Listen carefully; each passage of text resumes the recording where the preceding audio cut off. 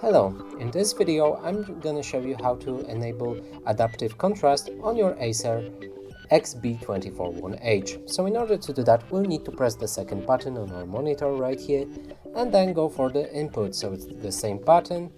Now go for the fourth button right here and go down to adaptive contrast with a second button. Now press the fourth button to join the setting, and from here you are able to change it by pressing the second button to go right and the third button to go left, like that. And that's it for this video. Hope you like it. Please consider subscribing to our channel, leave a like and a comment below.